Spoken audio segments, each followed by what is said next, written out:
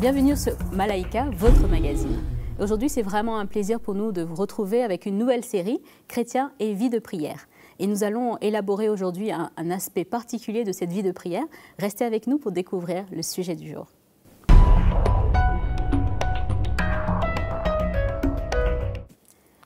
Donc voilà, cet aspect particulier qu'on veut développer aujourd'hui, c'est le jeûne. Pour certains, c'est assez compliqué dès qu'on évoque le jeûne. Ils pensent toujours à la privation de nourriture qui fait peur. Est-ce qu'on doit jeûner en toutes circonstances? Pourquoi il faut jeûner? Qu'est-ce que le jeûne peut produire dans la vie du chrétien? On va essayer d'y répondre aujourd'hui avec notre panel habituel. Mama Audrey, Mama Janine et bien sûr Magali. Bonjour, avec Nadège. quelques points de contexte aujourd'hui, comment Toujours ça se passe? du contexte, Nadège. Et aujourd'hui, Mama Audrey et Mama Janine, nous avons un invité spécial qui nous vient tout droit de l'île Maurice. C'est le pasteur Jean-Claude Lajeunesse. Merci en tout cas d'être avec nous. D'abord, je vous remercie infiniment de m'avoir invité sur ce plateau. Et nous allons découvrir tout à l'heure, pasteur, comment ça s'est passé de votre côté, votre vie de jeûne. Et je sais qu'il y a pas mal d'anecdotes intéressantes que nous allons découvrir dans un petit moment. Donc on va essayer de comprendre déjà ce que c'est le jeûne, pourquoi le chrétien jeûne, quels sont les exemples de jeûne dans la parole de Dieu. Certains vont évoquer le jeûne de Daniel, l'autre le jeûne, un autre jeûne, etc. Mais avant de rentrer dans tous ces détails, nous allons passer à la rubrique de Mag.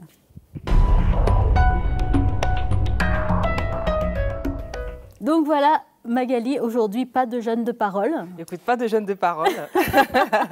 Voilà, j'ai trouvé pas mal de choses évidemment sur le sujet, Nadège. Alors, il faut dire quand même que le jeûne, c'est pas mon fort. Moi qui aime énormément de la nourriture. Mais bon, je vais quand même vous contextualiser tout cela.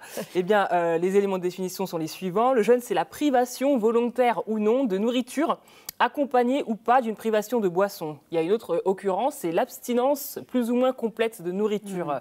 Nadège, le but de jeûner, c'est se rapprocher du Seigneur. En tout cas, dans les lectures que j'ai faites, c'est ce qui revient le plus souvent. Passer du temps dans la prière, se consacrer, méditer sur la parole de Dieu et se rapprocher du Seigneur.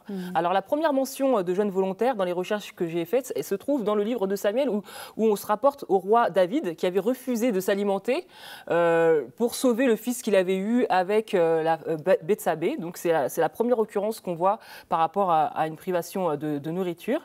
Et pourquoi on jeûne? Là je contextualise vraiment en Afrique. Les chrétiens en général en Afrique jeûnent parce qu'ils ont une requête de prière à adresser au Seigneur, tout simplement, pour se repentir, c'est ce que j'ai pu lire, pour se retrouver avec le Seigneur, obtenir une guérison. C'est pour ça aussi que l'on va jeûner, parce que Dieu également nous le demande, tout simplement, et aussi pour se consacrer. Alors les jeûnes les plus connus, comme tu l'as évoqué tout à l'heure dans son introduction, vous avez le jeûne d'Esther qui, pour sauver le peuple juif, a donc demandé à ce qu'on jeûne 3 jours sans boire ni manger. Vous avez le jeûne de Daniel, ce qui est un jeûne dit partiel puisqu'il a consommé des fruits et des légumes pendant 21 jours. Et vous avez également le jeûne du Seigneur, évidemment, pendant 40 jours et on dit que c'est un jeûne surnaturel. Alors les différents types de jeûnes, je vais revenir un petit peu dessus, mais brièvement parce que j'ai quand même bien étoffé. Par exemple, le jeûne, tout ce qui est jeûne total. Là, c'est vraiment se priver non seulement de nourriture, mais aussi de l'eau. C'est ce qui est dit, par exemple, dans Esther 4, verset 16, où il est dit « Va, rassemble tous les Juifs qui se retrouvent à Suse et jeûnez pour moi sans manger ni boire pendant 3 jours, ni la nuit, ni le jour. Moi aussi, je jeûnerai de même avec mes servantes, puis j'entrerai chez le roi. » Ça, c'est Esther qui s'exprime. Vous avez également les habitants de Ninive qui crurent au Seigneur et ils ont proclamé un jeûne. Et ils ont mis des sacs sur eux, depuis les plus grands jusqu'aux plus petits. Donc, ce qui montre bien que même les enfants peuvent jeûner. Et c'est dit dans Jonas 3, verset 5. Et ensuite, le Seigneur a répondu à leur cri. Et vous avez aussi tout ce qui est jeûne collectif. Ça, c'est ce que je n'ai pas évoqué. J'ai évoqué les différents jeûnes. Mais le jeûne collectif, c'est lorsque c'est organisé par un groupe de chrétiens à l'église. On décide de jeûner tous ensemble pour une cause qui concerne l'église ou un frère qui est malade, par exemple. Alors, en Afrique aussi, on jeûne beaucoup. Beaucoup pour des situations difficiles. On va jeûner contre la pauvreté et puis aussi malheureusement pour tout ce qui est problème mystique, tout ce qui est attaque démoniaque, etc. Parce qu'en référence bien sûr à ce que Jésus disait, il y a des démons qui ne partent que par le jeûne et donc ça justifie un petit peu les jeûnes aussi contre les démons. Voilà un petit peu le tour d'horizon que je propose pour cette thématique. Intéressant. Très bien. On va passer un petit peu à Kinshasa pour voir comment est-ce que les gens jeûnent à Kinshasa. Oui, donc à Kinshasa, Nadège, les gens jeûnent parce que pour eux, c'est un moyen d'être en contact avec Dieu sans l'interférence de la nourriture, parce que la nourriture va les appesantir, va les rendre lourds pour la prière. Et donc pour certains, pour beaucoup du reste, c'est un style de vie. Parce qu'il faut avoir ce contact, cette relation avec le Seigneur. Magali parlait tout à l'heure de tout un contexte de pourquoi les gens jeûnent, effectivement pour des guérisons, pour des délivrances, avant de passer par des séances de délivrance. Bien souvent, les gens vont passer par des jeûnes, 3 jours, 4 jours, 7 jours, 21 jours, en fonction de la situation, du motif de la délivrance. Donc c'est quelque chose qui est très, très fort et très ancré là-bas à Kinshasa. Et d'autres motifs pour lesquels les gens jeûnent, c'est la pauvreté, comme tu disais tout à l'heure, mais aussi pour connaître la volonté de Dieu par rapport à un choix difficile à faire, par rapport à des stratégies que le Seigneur doit leur donner et vis-à-vis des situations complexes. Donc, le jeûne, ça développe aussi la sensibilité. Une sœur me disait, moi, j'aime beaucoup jeûner parce que je suis plus sensible à la voix du Seigneur, je suis plus sensible à des directives que le Seigneur va me donner. On a aussi, malheureusement, aussi des dérives, parce que dans tout, il y a toujours le bon et le mauvais. Et selon moi, il y a une femme au Congo, Kinshasa, qui est bien connue. Elle s'appelle Maman 100 jours. Parce que chaque année, elle jeûne 100 jours, maman Audrey. Et cette femme est, 100 jours de jeûne par an. Et, bien sûr, avec de l'eau. Avec de l'eau, certainement, oui, bien sûr. Et elle est très suivie, très écoutée. Et les gens vont la consulter pour des délivrances et pour obtenir des solutions au travers de la vie de jeûne et de prière. Est-ce qu'on peut jeûner pour tout et pour n'importe quoi? Écoute, je pense que, premièrement, le jeûne est souvent accompagné de la prière. C'est un peu les deux frères jumeaux qui bougent ensemble. C'est un peu le but de se mettre à part pour chercher le Seigneur. Ça va ensemble, mais il se trouve aussi que des gens jeûnent et ils n'ont pas beaucoup de temps pour prier. Ils jeûnent tout en travaillant parce que c'est un peu leur style de vie où ils mettent de côté 1 jour par semaine ou 3 jours par semaine ou 3 jours par mois, peu importe. Je crois que c'est une question de conviction personnelle. Si on regarde l'Ancien Testament, on va voir qu'ils jeûnaient pour plusieurs raisons. Quand ils étaient en deuil, nous voyons dans le psaume 35 que David parle qu'il jeûne pour quelqu'un d'autre. Comme Magali disait, parfois, il se peut que dans une église, on décide de jeûner pour un frère qui est malade. Voilà. Donc, il y avait plusieurs raisons dans l'Ancien Testament. Ils appelaient ça souvent le sac et la cendre, comme Magali disait. Mais le Nouveau Testament, on ne parle pas beaucoup de jeûne. C'est pas énorme. On voit que Jésus jeûne dans le désert, 40 jours poussé par l'Esprit. On voit que dans le livre des Actes, ils se sont mis à part, ils ont jeûné, ils ont prié. Après quoi, on voit que le Seigneur les a mis à part Saul et Barnabas. Donc, c'est sûr que le Seigneur peut nous conduire dans un jeûne. Et il y a plusieurs raisons qu'on peut jeûner, mais le jeûne, en aucun cas, ne peut être quelque chose qui force la main de Dieu. Ça ne va pas changer le plan de Dieu, ça ne va pas changer les idées de Dieu. Quand David a jeûné pour son fils, ça n'a rien changé. Le fils qu'il a eu avec Bethsabée. Exactement. Voilà. Donc, on ne peut pas penser qu'en jeûnant, on va changer le cœur de Dieu et la décision et le plan de Dieu et changer quelque chose que Dieu avait résolu. Donc, il y a des situations que nous devons traverser parfois, comme Job. Bien sûr. Je pense qu'il y a plusieurs gens qui ont dû jeûner pour Job, mais il a eu à traverser le terme pour avoir le résultat escompté que nous connaissons tous. Donc, c'est sûr, comme dit Maman Janine, que c'est un temps où on peut être plus sensible aux Saint-Esprit. Mais je crois que ça dépend beaucoup de notre relation avec le Seigneur, de ce qu'on s'attend du Seigneur, qu'il n'y ait pas dedans comme une attente légaliste, mais qu'on est là. On ne peut pas séparer le jeûne de l'humiliation.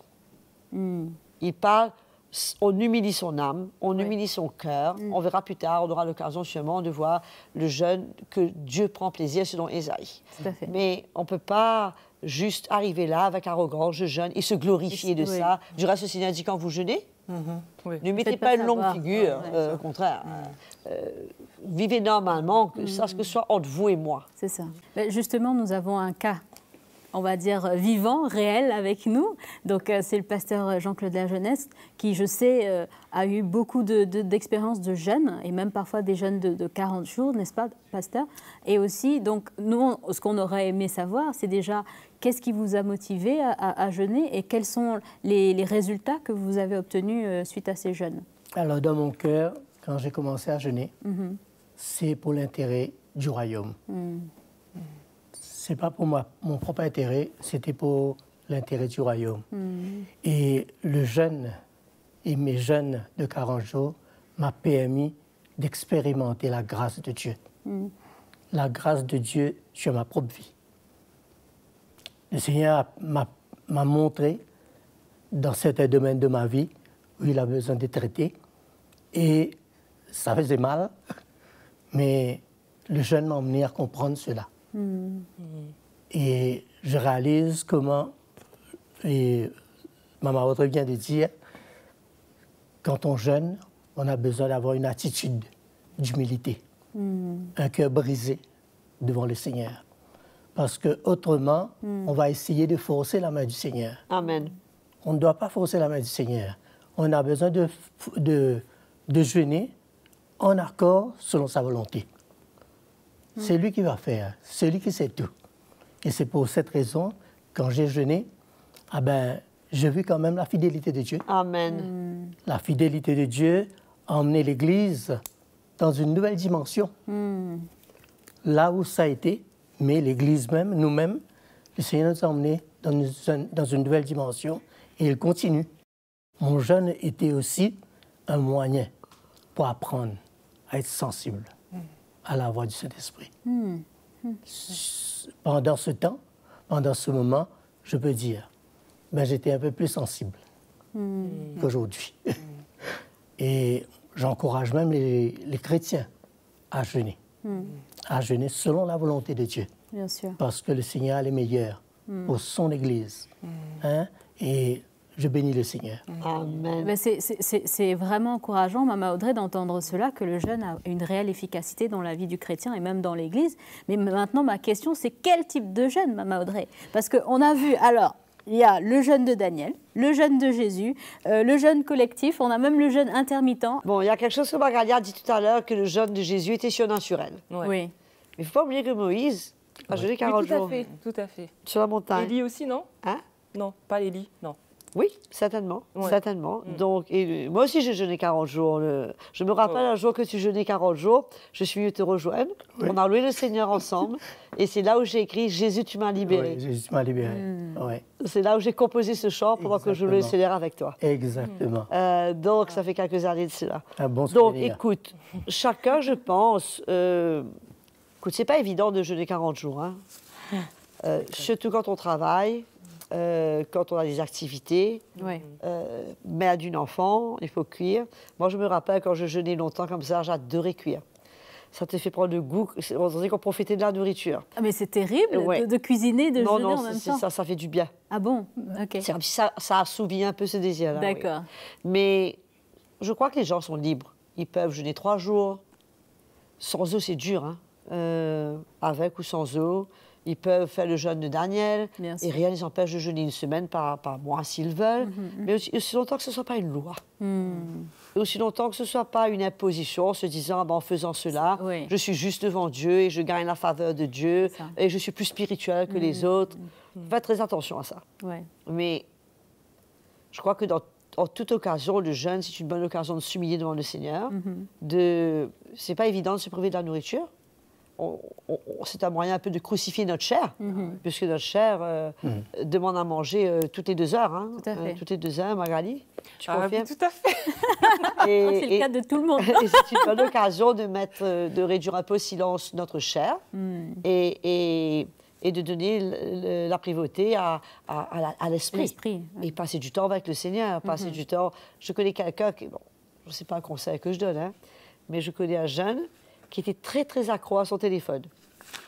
Il passait un temps fou sur son téléphone tous les jours et il a décidé de faire un jeûne de téléphone. Ah ben voilà, justement, c'était ma prochaine question. Est-ce qu'on peut jeûner d'autre chose que de la nourriture? La télévision, c'est Internet. un terme qu'on utilise. C'est tout. C'est une manière de se dire, écoute, pendant 3 jours, là, je ne vais pas toucher à mon téléphone. Donc, on appelle ça jeûne de mon téléphone. Mais il disait que c'était extraordinaire comment tout le temps, qu'il a réalisé le temps que son téléphone lui prenait parce qu'il a pu lire comme il n'a jamais pu lire auparavant sa Bible, passer du temps avec le Seigneur, prier. Et il a réalisé combien vraiment il était esclave de ce téléphone. Et que ça le privait, ça le volait beaucoup de choses bien meilleures qu'il aurait pu avoir. Bien sûr. Donc, chacun son jeûne.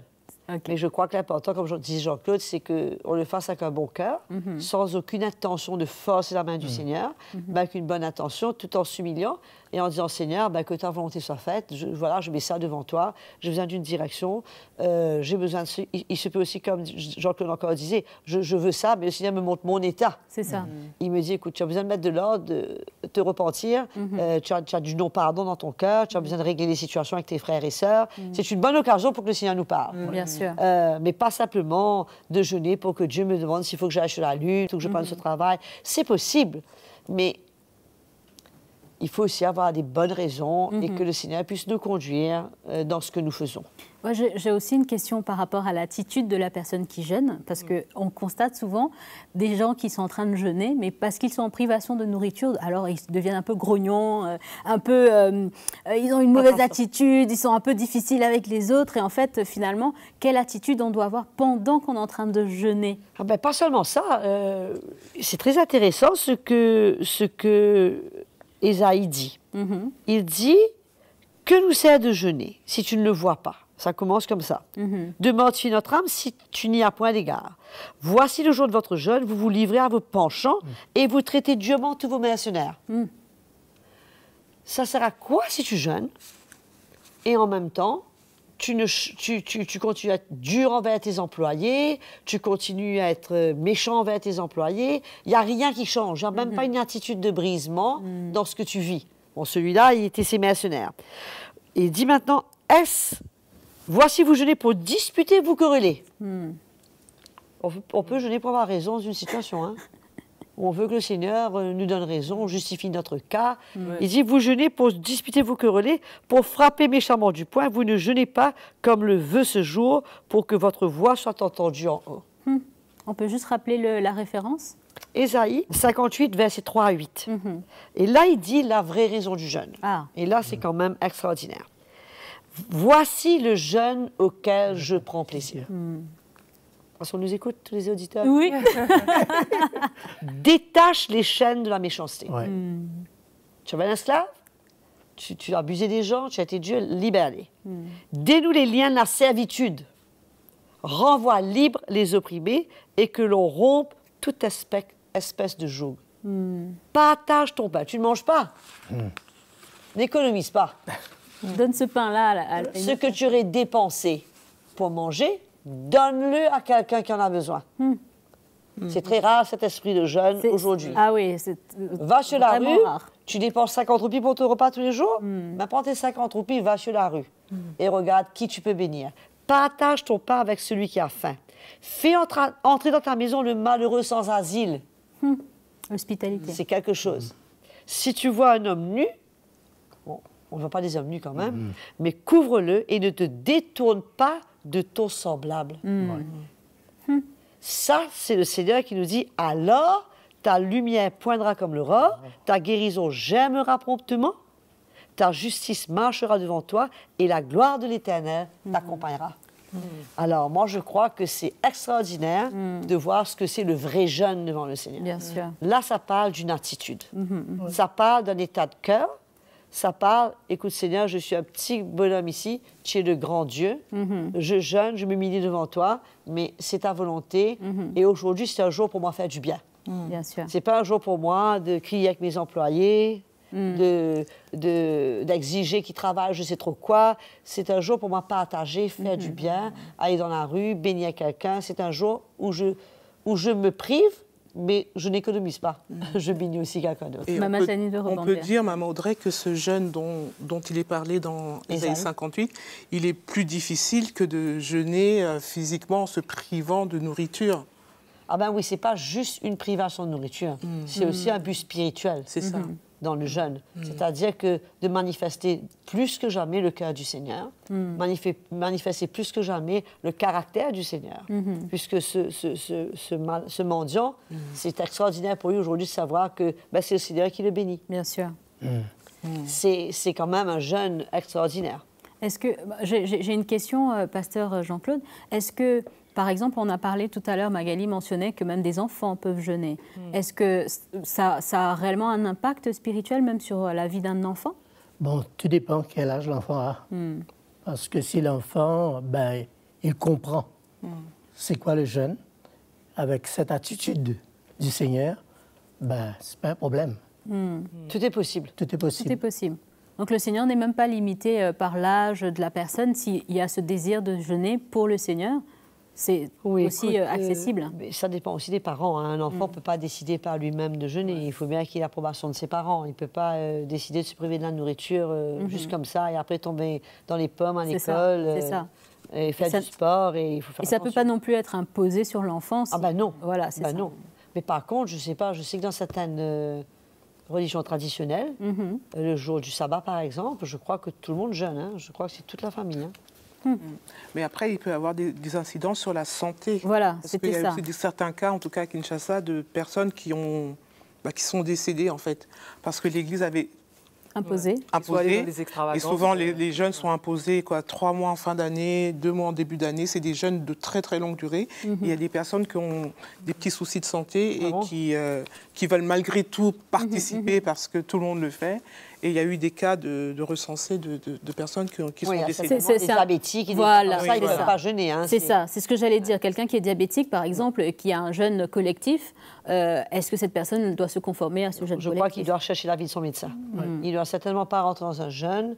Si vous avez peu importe quelles conditions, ça peut être de l'hypertension, ça peut être le diabète, ça peut être, je ne sais pas moi, des maladies d'estomac. Il faut vérifier avec son médecin, prendre un avis médical. Si on a une condition chronique, il faut vraiment vérifier et prendre un avis médical. C'est conseillé, quoi. Et ne pas être en mesure de jeûner, est-ce que ça fait de nous ou de la personne un frère ou une sœur pas spirituel du tout? Écoute, je pense que c'est une bonne chose de jeûner. Okay. C'est une bonne chose de se priver de la nourriture. C'est une bonne chose de... Même pour sa santé. Même pour la santé. En plus, ça a des bons résultats sur la santé, c'est vrai. Mais je crois que c'est une bonne chose de jeûner. C'est une bonne habitude, mais il ne faut pas que ça devienne une routine ni une loi. Si on peut mettre du temps à part pour le Seigneur, si on peut chercher le Seigneur, surtout aujourd'hui, notre vie est tellement... On vit à 100 à l'heure, on n'arrête pas, on commence tôt, on finit tard. Et souvent, c'est au détriment de notre temps avec le Seigneur, de notre temps dans la parole.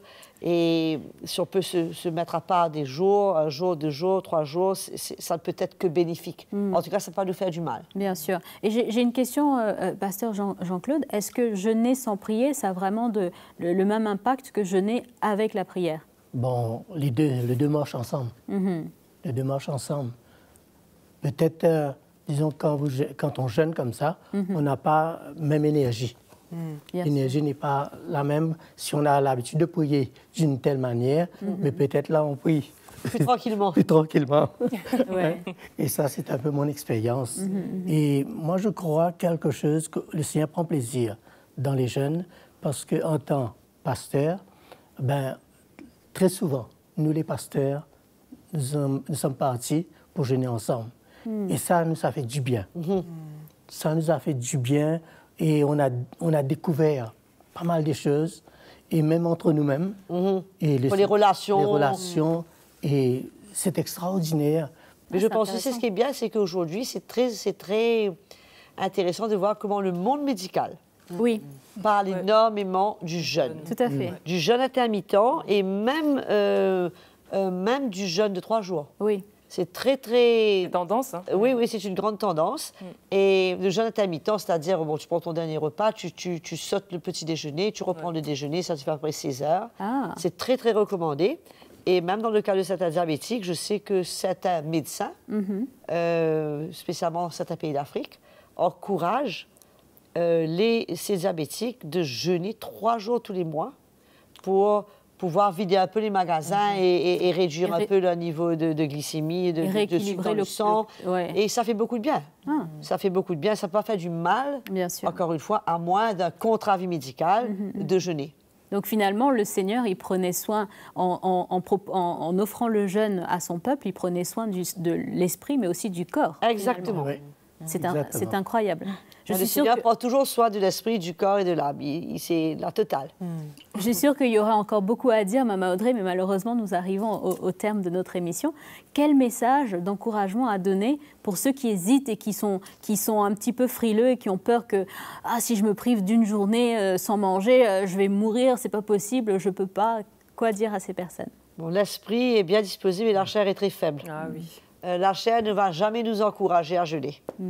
La chair va nous dire, écoute, mais non, c'est le mauvais moment, écoute, tu as beaucoup à faire, un peu plus tard, mais il faut prendre le taureau par les cornes et c'est une bonne chose de jeûner. Mais je pense que c'est une bonne chose pour les chrétiens de jeûner. Amen. Je crois que c'est une bonne chose qu'il y a des causes communes, qu'on puisse jeûner au niveau de l'Église, se rencontrer en tant que groupe de sœurs ou de frères et de prier ensemble, de mettre des sujets de prière pour notre pays. Ça peut être pour l'Église, ça peut être pour les anciens de l'Église, ça peut être pour quelqu'un de malade, de très cher dans l'Église. Il y a plein de raisons qu'on peut avoir pour jeûner sans avoir à s'attendre à tourner la main de Dieu, à imposer quoi que ce soit.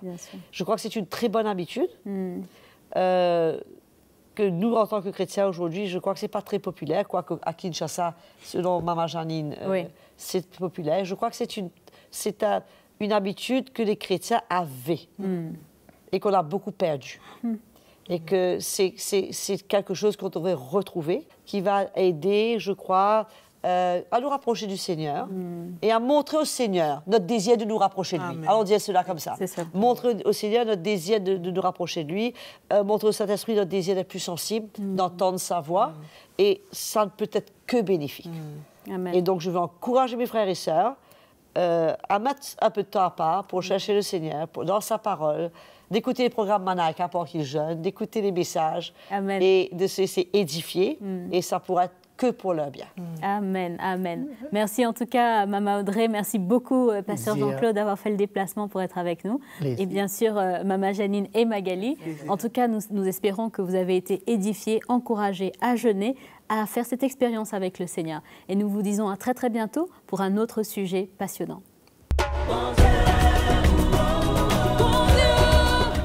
Salut à tous, merci en tout cas d'être là. Si vous avez été encouragé par cette vidéo, si vous avez été édifié par le programme Malaika, c'est très simple, APA. Aimez la vidéo, partagez-la autour de vous et bien sûr abonnez-vous, c'est le petit bouton rouge en dessous de votre écran pour être les premiers informés des prochaines parutions Malaika.